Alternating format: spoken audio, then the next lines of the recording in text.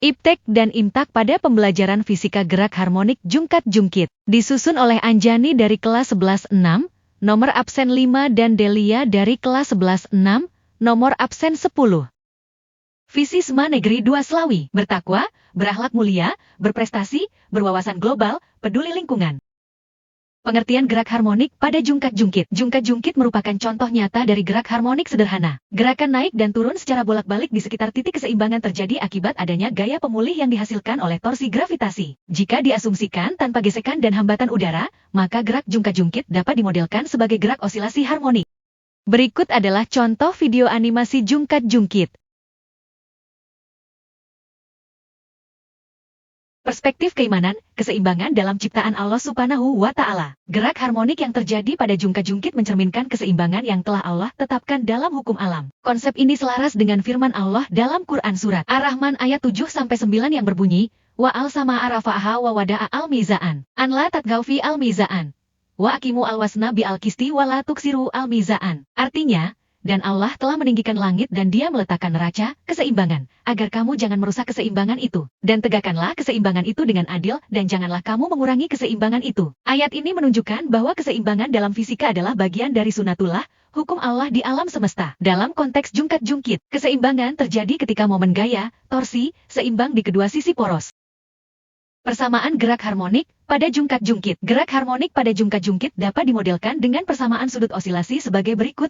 Theta pada waktu T sama dengan theta maksimum dikali kosinus dari omega T ditambah phi, di mana theta pada waktu T artinya sudut simpangan terhadap titik keseimbangan pada waktu theta maksimum. Artinya, simpangan sudut maksimum yang dicapai oleh jungkat-jungkit. Omega sama dengan akar dari G per L. Artinya, frekuensi sudut dari gerak harmonik jungkat-jungkit, dengan G sebagai percepatan gravitasi dan L sebagai panjang lengan jungkat-jungkit. Hai, artinya, fase awal gerakan, yaitu posisi awal jungkat-jungkit saat. Persamaan ini menunjukkan bagaimana jungkat-jungkit bergerak secara periodik mengikuti gerak harmonik sederhana.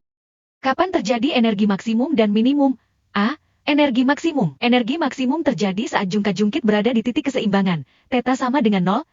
Energi kinetik maksimum karena kecepatan sudut terbesar. Energi potensial 0. Posisi ini terjadi ketika jungkat-jungkit bergerak melewati tengah dengan kecepatan maksimum.